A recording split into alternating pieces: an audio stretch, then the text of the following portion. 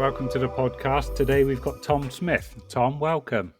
Thanks, Dom. How are you? Are you okay? Yeah, good, thank you. Bearing up in these weird times. But what about you? Because you're based down in Cornwall, aren't you?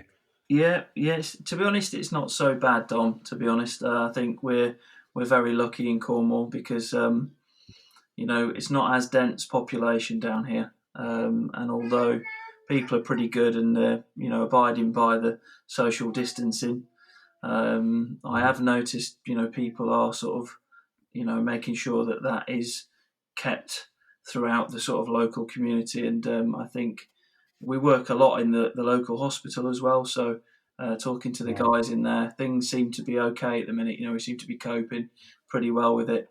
On a work front, we're very lucky really at the moment where we can still actually go to work, and we do work for a few sort of local people, and we've managed to work on our own in isolation and get on and get the plumbing and heating work done. Yeah, that makes a big difference, doesn't it? It does, mate. It does, yeah. It's definitely uncertain times for everybody up and down the country. I think more people in the bigger cities have felt the pain of all this, really, more than us guys down here. But we're doing all right, mate, and we'll just take every day as it comes. But just can't wait to get back on the bank and do some fishing.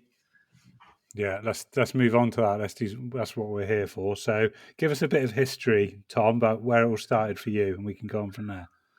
Well, I'm originally from Sheffield, and now find myself living in Cornwall, which seems a bit strange sometimes when I think about it. But I grew up really fishing on the canals of Sheffield. Obviously a steel city, and the canal network up there is quite. There's loads and loads of canal stretches, and the River Don as well, which was another place where I sort of like learned to catch fish, really catching minnows and gudgeon all those years ago. But I suppose, like everybody, really, I suppose you transition over time. And I played professional football as well for quite a few years, and got to travel around the country.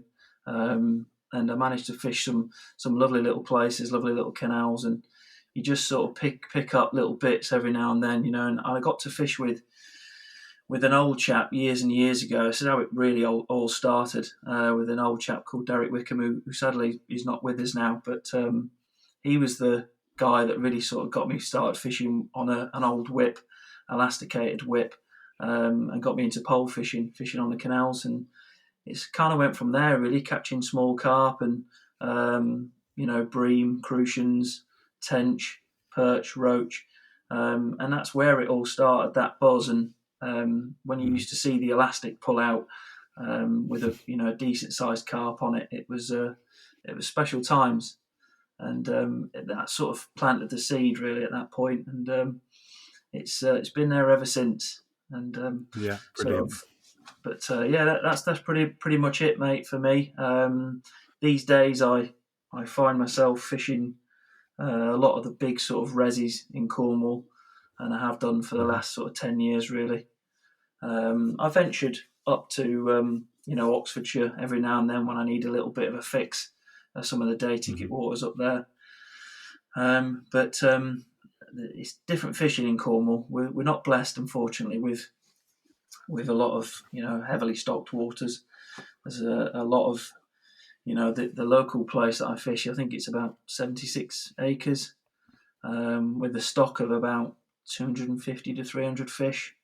So it's quite a low stock, and you've got to be sort of active and on your toes quite a lot. And they do like predominantly boilie fed up there. People have gone up there with the preconceived ideas back in the day. I think Kev Hewitt fished back there in the day and had the idea that he'd go there with a load of particle and fill it in, but there's a load of bream in there, and I think he got caught out with the bream.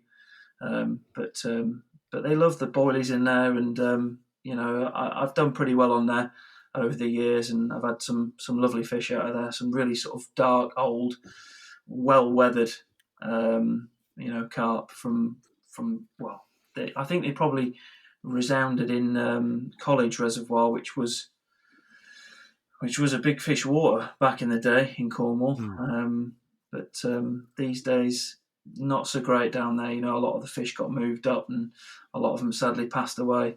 But that kind of brings me on to sort of today, where we're fishing, and been on the list for Horton for probably about 3 years now. Mm-hmm. And me and my good friend Elliot, who I fish with quite a lot in Cornwall, we both added our names at the same time in the hope that maybe one day we'd get the opportunity to come up and fish at Horton. And just after Christmas this year, we got an email from RK Leisure to say that we'd been accepted for our gold card, and that April the 1st would be the first day of the season. So obviously elated to have got the ticket, and it needs no introduction, that place, really. I mean, some of the anglers that have fished there over the years, and you only have to walk and look in the lodge and see some of the anglers that have been there. Dave Levy, Dave Lane, Terry Hearn, Nick Hellier. Some amazing anglers have fished there over the years and still fish it today. I've heard on the grapevine that Steve Briggs has got a ticket for there this year. So he'll be on there along with Ollie Davis, who is a bailiff on there as well. So it's exciting times amongst everything that's going on in the world at the minute. It's going to be when we finally do get an opportunity to go up there and fish it. It's going to be new for me because although I have fished heavily stocked day ticket waters before, it's more of a campaign, I feel now. It's more like I know I've got to go there and I've got to spend time there and I've got to make things happen.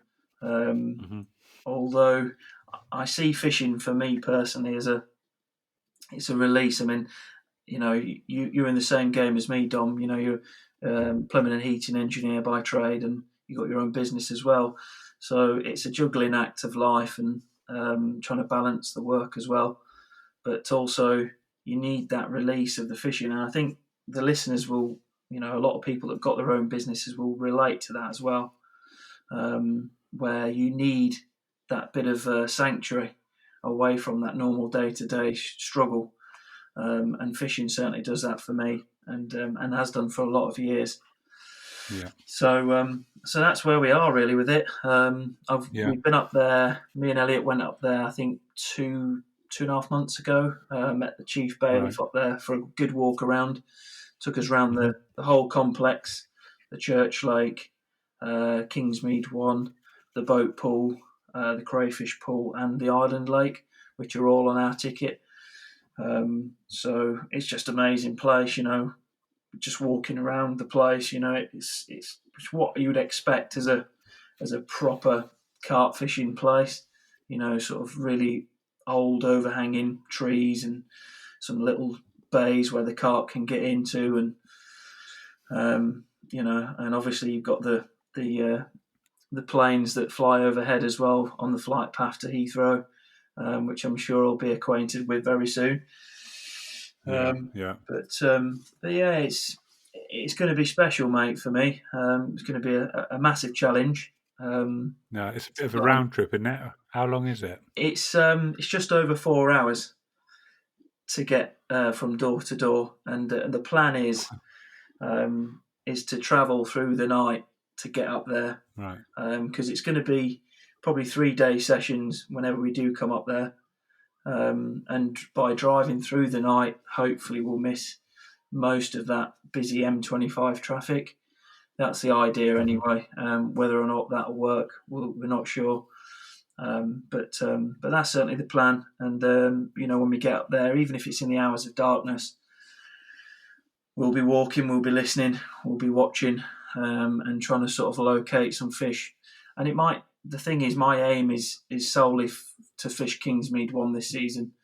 I'm really after some of those old Sutton strain carp. I've been in touch with a good friend of mine, Mike Bromfield, who's fished there for a good couple of years now, and I would probably say he's been probably top rod, I think, for the last couple Yeah. of seasons on there. He's a great angler and certainly been a great help in terms of sort of putting a picture together for how I would need to approach it, really. So that's pretty much it where we are at the minute. Really looking forward to getting started. But Yeah. obviously the current situation is that the lake's closed, and we're all sort of sat in anticipation, waiting for the email or the phone call to say the lake's back open and we can get back up there and have a crack at it, really. Yeah, I mean, obviously, because we said off mic, didn't we? It's a proper circuit water. How are you going to adapt your style to fish it? Because obviously, it's not just about the fishing; it's about getting the right swim, getting in before people, getting in after people, isn't it? I think talking to Mike, because he's fished there I think he's fished the complex for the last 3 or 4 years. Mm-hmm. I think with his knowledge of what I've asked, the questions that I've asked, location, as we all know, is so paramount and important on that place, and they move quite a lot as well, but they do show. So it's going to be a case of probably just locating the fish wherever we can. I had this great idea, funny enough, as all carp anglers do, this is the way I'm going to fish it and this is the way I'm going to, empty it. But in reality, it never really works out that way. I think you can have the greatest of ideas before you turn up there, but ultimately, when you actually turn up there, you might completely change your thought process of how you might catch them. But I think the thing is, we'd have to obviously get in there at night time. Sometimes it can be an advantage. You can hear them at night. Sometimes they might be away from the middle bowl of where the angling pressure is, and they might have sneaked into some corners. And the fish will tell you where they are, and that's where we'll probably end up going. But I had this idea that I would fish for them on the bottom or in a certain area throughout daylight, mainly sort of bite time hours through the night and, in the mornings. And then the daytime, I'd probably reel in, put a bit of bait out, let the swim rest and maybe go on and try and stalk some fish, whether it's with floaters or they get right in the edge on K1 and on Church as well. So I think that's probably going to be my aim. I'm not going to put too much pressure on myself. I know some anglers do that. They say, right, I'm going to catch 1030s this year, and if catch one of those Suttons, that's the target. But I think for me, it's going to be this season when we do get on there. It's going to be a learning curve for me of understanding where the fish like to be, just getting an understanding and learning. Because like I say, it's all new to me, and it's completely different fishing to what I've been used to for the last 10 years, really. But it's a challenge that I've set myself, and I can't wait to get going. Some of the fishing there, I mean, I sent you some of the pictures a few weeks back of the Suttons that are in there. I think Mike sent me. I think there's 6 of them that are in there. You can ask me now. I think there's obviously the lucky Sutton, the ugly Sutton, the football Sutton, Jake Sutton, and I think another couple of others as well. And Mike sent me some of the pictures through the fish he's caught, and they're amazing. They're just proper old English carp that you just love to have in the sling, and love to picture them on the bank, and we're certainly one for the album. So that's my personal challenge for this year is is not to put too much pressure on catching all these fish. It's mainly sort of going to be a big learning curve for me, and I'm hoping that we can try and document that this season when we get going, and try and put a few fish on the bank and get some nice pictures. I mean, that's what I was going to come on to. Obviously, we've come up with a bit of a plan, haven't we, to do a bit of a podcast mini-series with you definitely. there. That's going to be quite good. I mean, the thing is, even though I've set my stall out that this year will be predominantly K1, which is what the idea will be mainly to fish K1 throughout the season. But I'm not going to write off, let's say for instance we turn up and the swims that you want to be in or whatever. There's people in there which will probably happen at some point throughout the season. But I'm not going to write off, dropping on the boat pool or going on to church for a couple of nights or whatever. I'll always have a walk around, and if we can see fish, then we'll try and fish for them, and hopefully we can bag a few. So that's going to be the aim, like I say, we can get some pictures and we can document the season when we do finally get to fish on there. That'd be really good. I bet you're absolutely gagging to get there, especially being on the waiting list for a few years as well. It's yeah. I mean, it's kind of strange, really, because when we did get the email come through, I was straight on the phone to Elliot, and ironically, I got my email before him. So I kind of felt a little bit bad initially. I thought, I've just rang him up, rubbing it in. Yeah, I'm rubbing it in. He said, I hadn't had my email. I thought, and lo and behold, a couple of days after, he got his email to say that he got his ticket as well. So, feel very grateful and very fortunate to be able to fish up there, even though it is a mission to get up there. But I think it's like anything in life, if you really want to do something, the travelling time is neither here nor there. It's just part of that end goal at the end of the day. Definitely. For people that travel an hour to the lake, I think that's still a fair distance to travel. I've been used to travelling my whole life, really. Even when I played football, I was travelling up and down the country playing, and fishing is no different, really. It's like my own bit of sanctuary, and I would travel 4 or 5 hours, if it meant that I could fish for some of these beautiful carp that I've got such a great history. The one special thing that I did see up at Horton as well, when you go in the lodge, is a lot of the fish that are up there, they've got a wall where you've got all this, the main sort of well-known fish that are in the Church Lake and in Kingsmead and the boat pool, and there's sort of a life history of where the fish was born, what where the fish were grown from, and what lakes they've been in, and some of the old sort of Save, some of the fish would come from Save and Harefield and places like that, and some some really sort of prehistoric sort of carp that sort of swim like the fish that swims in the Church Lake, I forget what it's called now. The wood carving. That's the one, yeah, the one that Dave Levy had. That fish there that's a special carp, and that's a carp for another day. But I'm hoping not to leave it too long, because that is quite an old carp as well. Yeah. But you see pictures of that in the clubhouse as well, and all the fish are documented really well at Horton. In that, there's some great pictures of all the fish that are in there. But Kingsmead one's a little bit, because it's quite big. I don't think they've got all the fish that are in there on the wall. Right. And there's some really sort of special ones in there. There's a fish called the One, which is a fully scaled mirror. I think it's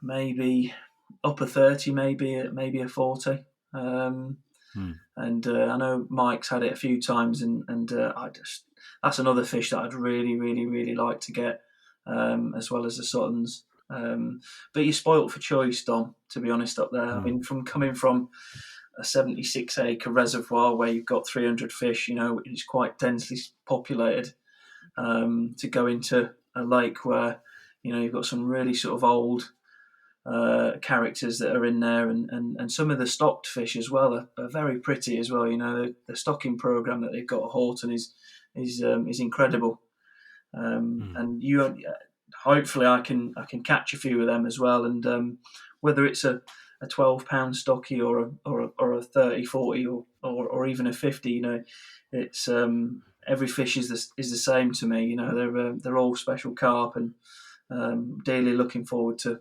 getting on there and having a crack for them.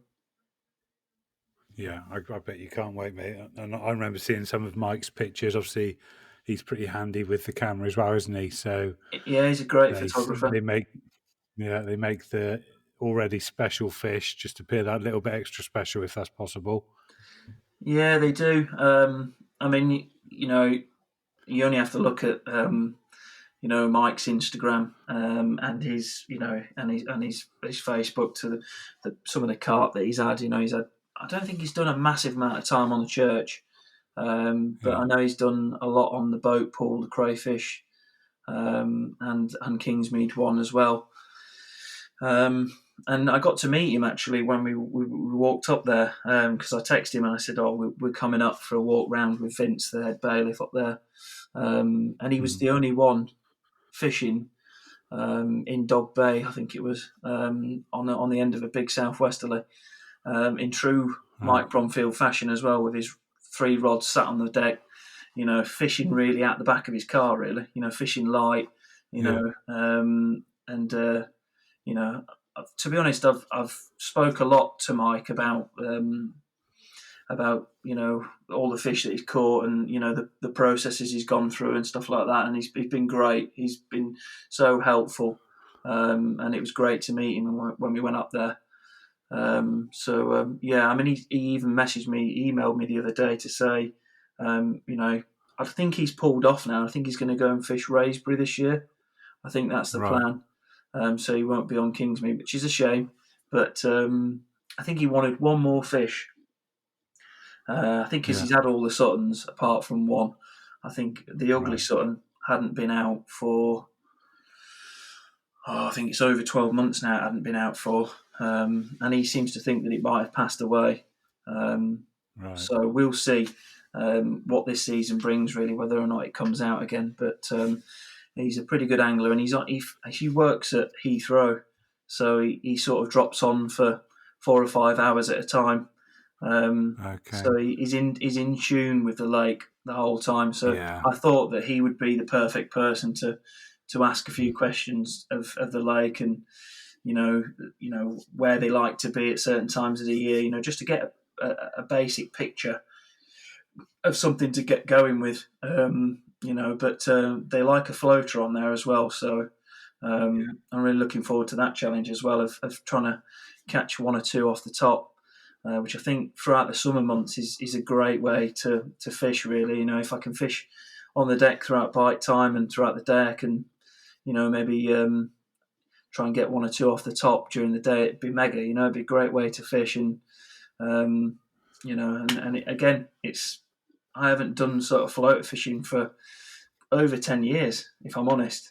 Mm-hmm. So I've equipped myself with a new bit of kit, as I spoke to you about the other day, and hopefully I can christen it this year when we finally get on there. And like I say, if I manage to bag any carp on there, whether it's on the bottom or on the top, it'll be well earned, and I'm sure it'll be well deserved as well. Yeah. Yeah. I'm keen to definitely sort of try and help document it with you because I think it'll be good as well, just as an insight into your own angling and just as a bit of info for people about the complex as well. Yeah, Sounds really definitely. exciting. It's again, it's something new for me, but like we've spoke about over the last sort of few weeks, I think it'd be something new for me. So it's again another challenge. But it's like you said, it's documenting a very special place in carp fishing, and I feel very privileged to be able to fish there, and Yeah. hopefully we can document the story along the way and try and sort of paint the picture for people that are listening. Yeah. Because it is a special place, some of the history that and some of the carp anglers that have fished there down the lines. It's a very, very special place, and I think for a lot of carp anglers as well. I think Ian Russell was on there as well last year. He's doing quite a lot of time on the Mm-hmm. boat pool. Right. I think he's on there again as well this year. So yeah, you're sort of mixing it up with some good anglers as well. So Yeah, yeah, it'll be good. It'll be interesting, and I'm sure that whole Horton vibe as well will be there. Where if Elliot or myself has a big fish, we'll reel in and we'll share that big carp buzz together. yeah, You've got the lodge there as well, so you've got fridge facilities and showering facilities, and it really is a great place. yeah, yeah, So we'll reel in and go and sit down and have a barbecue and a few beers and enjoy that buzz together. And I think that's what carp fishing's all about. Um, yeah, totally. it's enjoying those special times, whether it's you or a friend that's managed to trip up a carp and Yeah, special times, isn't it? yeah, Yourself. You've been on Christchurch and you've been yeah, doing really well on there and having some lovely fish out. So it's a shame that place has gone over to Syndicate now because I yeah, would have liked to have gone back on there and had another crack at it because there's some very special fish yeah. in there as well. Yeah, it's a very sort of similar vibe, isn't it, to the two places, actually, thinking about it, like the floater aspect and the sort of big old scaly fish. It is, mate. Yeah, it's that old English strain of carp. I mean, you see some of the carp that are swimming around in Christchurch, and again the Mm. history that goes with it, and the carp anglers that have fished it over the years. It's a special place.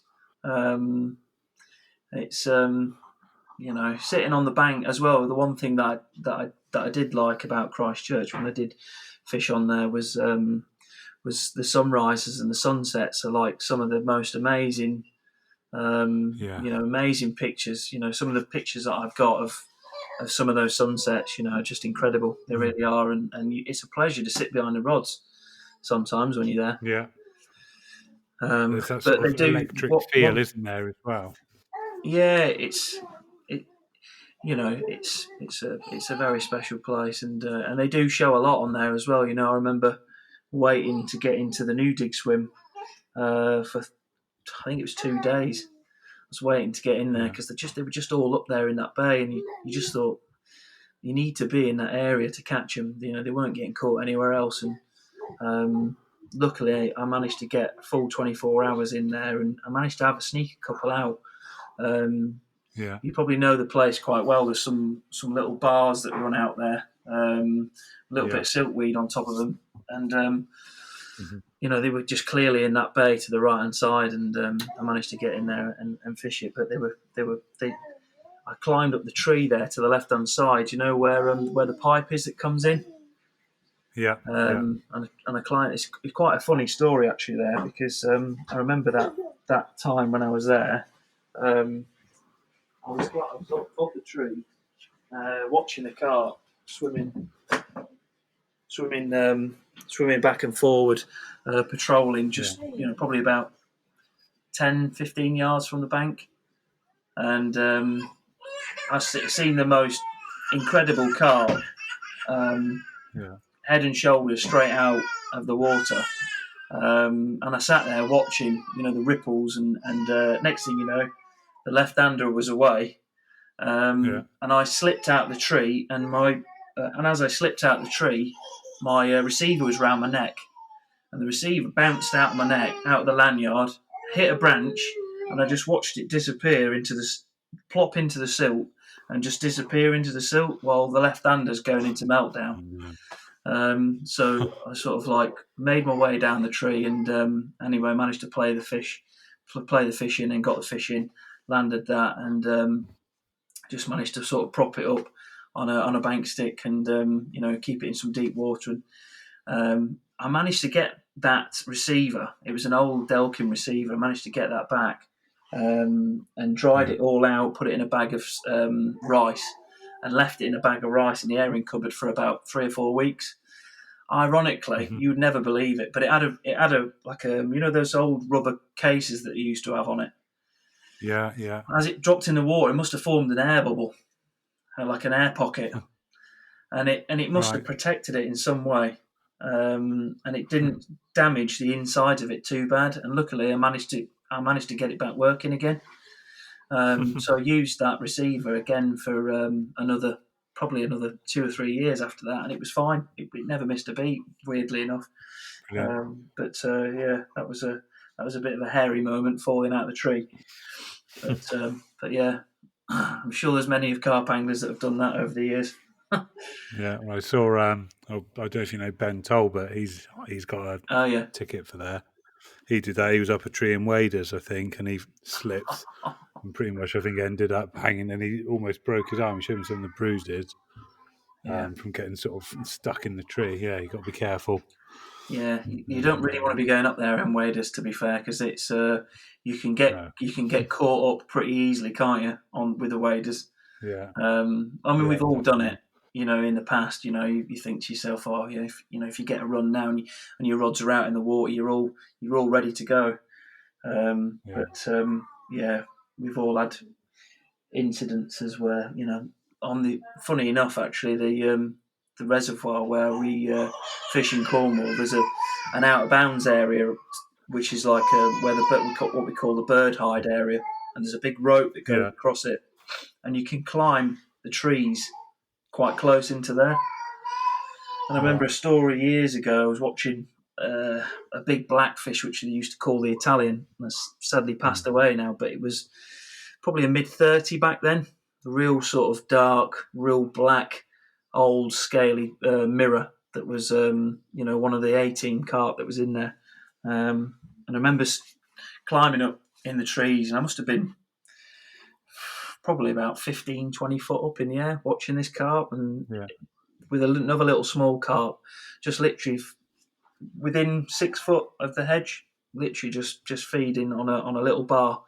Um, and there's quite a load of swan mussels, big swan mussels in there as well. And they were I was watching them for ages, just smash these swan mussels open, and it was yeah, incredible. And I sat there for hours watching them, but I never managed to catch that fish. Funny enough, it was a fish that never really. It used to get caught once every sort of 3 or 4 years. I never used to see much of the bank at all. I always felt that fish it fed on naturals rather than right. rather than boilies, and I think some fish do go their whole lives without eating boilies.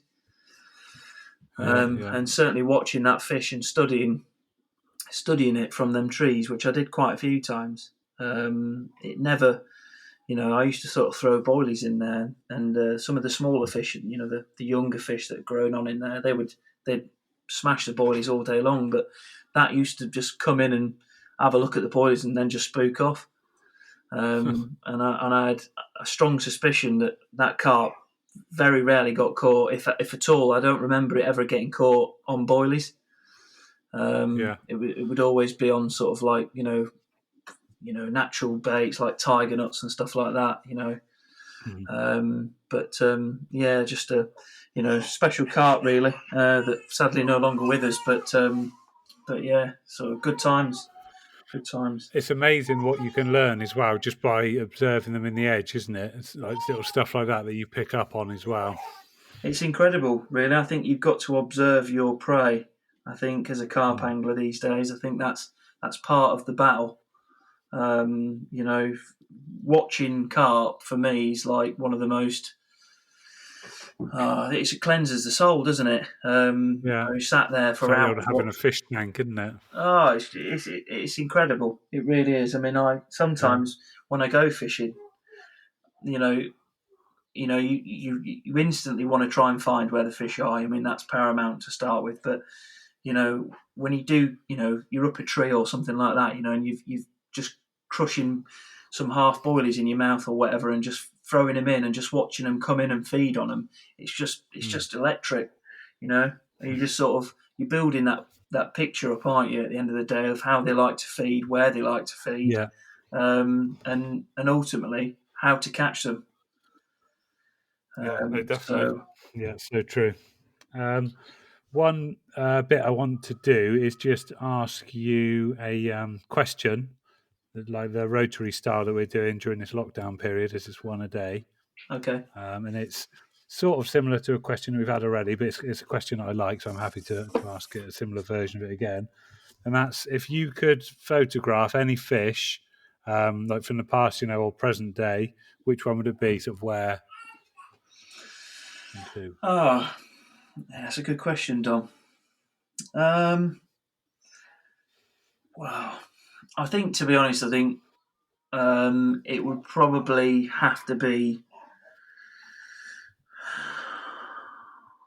Um, for me personally, it would probably have to be Bite Mark out of Stone Acres. Nice. And probably that would come across as being quite a, quite.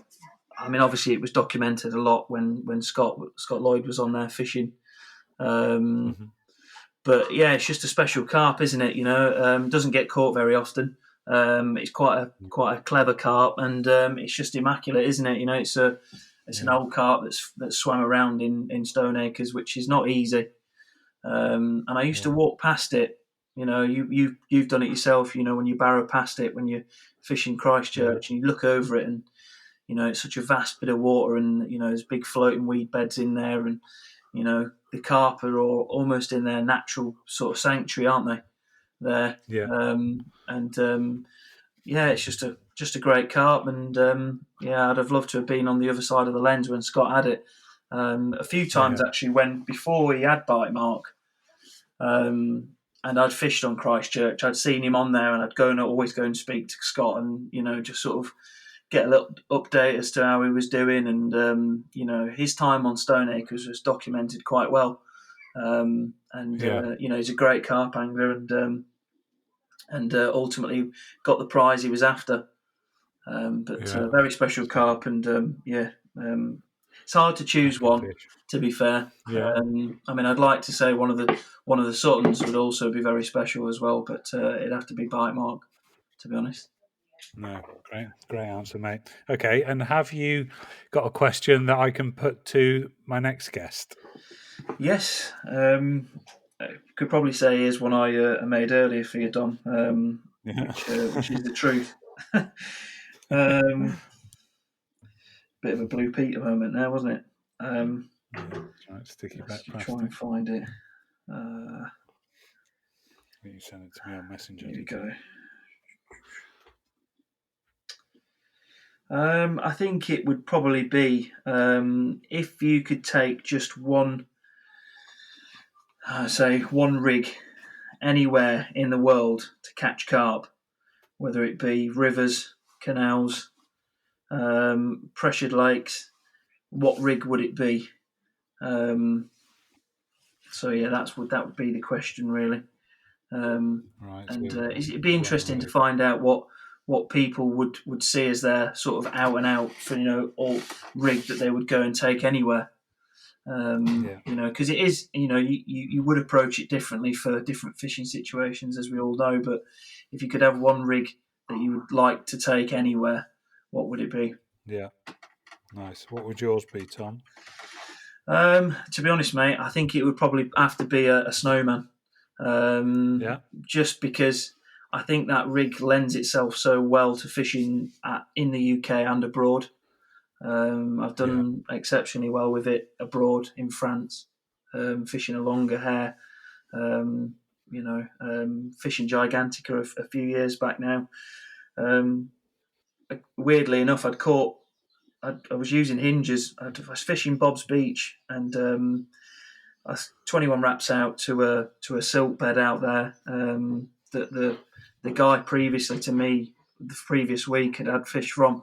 So I thought, well, I'll go in behind him, but I didn't quite fish on top of his spot. I just thought I'd fish just kind of off the spot. So I thought if fish were coming in and cruising by, there's obviously some bait left there. Maybe they'd start picking off on the edge first. So out they went for the first night, all three on the spot. And 12:30 that night, the left-handers ripped off, and 34-pound mirror in the bag. I thought, brilliant, pressure's off. And then I sat there behind motionless rods, for 2 days, and I thought, well, it's just not really working. So I had I sat there at dinner. All the lads meet up. We have a bit of food, and it's really good out there. The food packages are brilliant. I sat there, and in my own mind, I thought to myself, I've got to change something. Something isn't working, and I don't think they quite like it off the bottom. I mean, I fish fairly small chods anyway, chod sections on the hinge. So I thought, Yeah. well, I'll go back to my old faithful, So Yeah. I put a snowman on with my favoured Northern Special on top, Hmm. and I decided that because the carp in there so big and the mouths are like, I mean, you fit a tennis ball in some of their mouths in there. I figured that I'd need a longer hair so it'd give the bait more travel in the air as the fish sucked it in. And in my mind, I sat there having me French Kronenberg beer while I was having me pie and mash. I thought, that's got to work. It's got to Yeah. work. And so I went back, fishing the same spot, changed all three over. And that night cast them out, because what we used to do was I used to bait up into darkness, and I'd make sure, because Hmm. the crayfish are quite bad out there as well, so I always needed to make sure there was plenty of bait there. So even if the crayfish did come in Right. there in the night and tried to smash the bait, there'd be still some left over come bite time in the morning. Hmm. And lo and behold, that following morning, the middle rod was away, and I had the patched fully at £49, which my mate who was fishing in he's fishing in the Big Southerly. He'd had that same fish, weirdly enough, 2 years previously, and he's got a picture of it on the wall at home. And we were all looking at it on the day before we travelled to France, and I was thinking, such a beautiful fish that is, scale perfect. Yeah. And it is a magical fish, it really is. And then that same spot, a few hours later, did another fish, which was a common at £38. And then it was just repeat the process again, really. It kind of worked for me. That rig change worked, and I think I ended up with 8 fish for the week, with Right. two Nice. £50 commons, a 49, and the rest sort of made up with sort of mid-30s and some stockies. So yeah, it was a good week for me there, but it just sort of goes to show really about how sort of adaptable that rig is, really, because you can you can change things around with it, really, and sort of counteracting the balance of it and changing the hair length of it sort of made that Hmm. difference. And it got me the bites, because I think if I was fishing hinges, I think I would have sat behind motionless rods. So something needed to change, and luckily on Yeah. that occasion the change paid off, and I managed to bag a few. Brilliant. That's a great answer. That's a really valid point then as well. Like knowing when to ring the changes rather than just sitting there and doing nothing. Being confident enough to thinking, right, this isn't working. Definitely, I think we've all been in that situation before. Where Mm. you think to yourself, right, fishing this substrate of bottom in this area at this depth, this rig's got to work. You put it in front of them. It's tried and tested rig. You've caught fish on it before on the same sort of bottom. Fishing in the same or similar sort of situation. It's got to work, and for some reason it doesn't. And you sit there and you have that ponderous moment behind the rod, and you think, right, okay, we've all done it, haven't we? We've all thought, right, okay, Yeah. what change can we make, to try and nick a bite? And Hmm. sometimes it's the most subtlest of changes. I mean, I remember fishing at where was we fishing up to? The name slip. The old CMEX complex, Sandhurst. I was All right. fishing Yeah. up at Sandhurst, and I remember it's a great story, this, actually, because I went up there with a group of friends, and we were, as always, when we go up there, the lads like to sort of bivvy up and social up, on the sort of road bank side. But on this occasion, I didn't do that, and I thought, I'm just going to keep walking. So I kept walking, and I kept doing laps and laps, and I fished in the bailiff swim, which was opposite to where the lads were fishing, sort of pegs 11, 12, 13, 14. Mm. And the bailiff swim had been kind to me before. And as I walked round there, I think it was like the fourth or fifth circuit I'd walked. and to the right hand side of the bailiffs is a little bay. And I just stood there in the bay, and I just seen a couple of fish just cruising, just break the surface with their back. And I thought that was enough for me to go on, And I thought, right, okay, this is where we're going to set up. And it was just I fished very, very quietly, but what I decided to do there was fish completely different to how I'd fished before, and fish a hinge, but fish a balanced tiger with a little tiny sweet corn topper, and just introduce a little tiny bit of bait, because the bay is so small, but the mouth of the bay opens up, and you can fish the mouth of the bay. And for the first night, I only fished one rod in there, because 2 rods would have been too tight. And I sprinkled a little bit of bait out there. I knew the bottom already was quite silty, but I'd definitely seen fish in there. And that night I went to bed. I'd heard fish up to probably 12, 1 o'clock in the morning. I'd heard them boshing out in the corner, and I thought, it's got to happen. And lo and behold, at sort of 5:30 the following morning, that right hand rod was away, and it led me a bit of a merry dance, actually, because it went straight out the bay and wiped the other 2 rods out, which was a bit of a nightmare in complete darkness as well at that time of the year.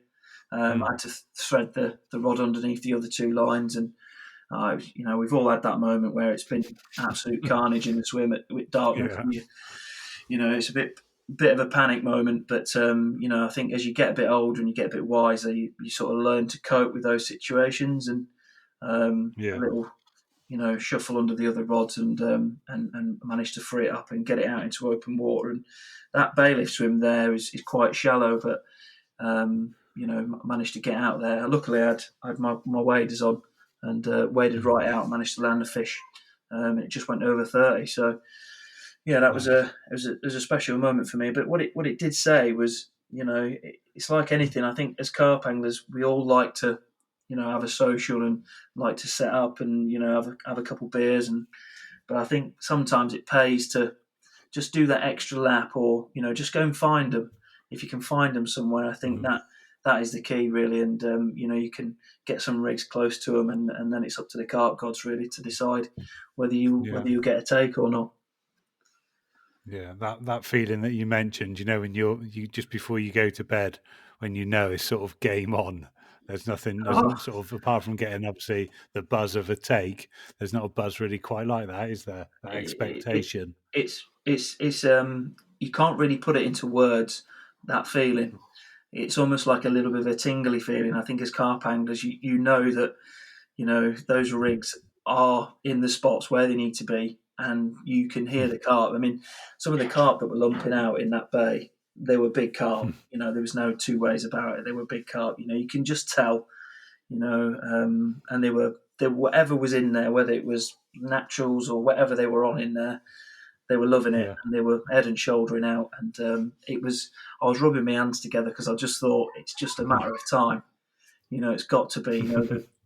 And weirdly enough, as well, I went back there not long ago, actually, and I managed to get in the same swim, and kind of did the same sort of thing, really. But the fish were more; they weren't so much in the bay; they were sort of more towards the shorter swims, which are Adam Penning. Funny enough, he likes to fish those sort of end swims. And seems to do really well out of them. I think maximum wraps is about sort of 9 wraps or something like that. He likes to fish quite close in, because they do get into that sort of bay, and then on the end. And when the wind's pushing in there as well, they get in there, and they seem to sort of move away from the main bowl area where there's always pressure, always leads going in.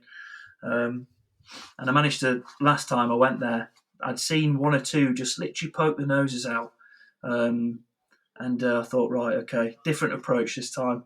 I've been doing really well on solid bag tactics, and some really sort of small, sort of 10 mil wafters, really, in the bag, and a mix of like Manila and some essential cream seed, because I've gone over to fishing essential baits now. Yeah. So I'm using their bait on recommendation of Mike Bromfield. And I thought, right, crush a bit of the cream seed up, and in a bag it went with a little bit of vanilla liquid, a bit of powder, and just gently, literally, it was an underarm flick, Dom, to where I'd seen them, Yeah. and again, sort of bite time in the morning, I was rewarded, and I had another fish, and that went 31 and a half. Lovely, one of the stocky mirrors that was in there, sort of dark, silt stained mouth, typical Nice. Sandhurst carp, really.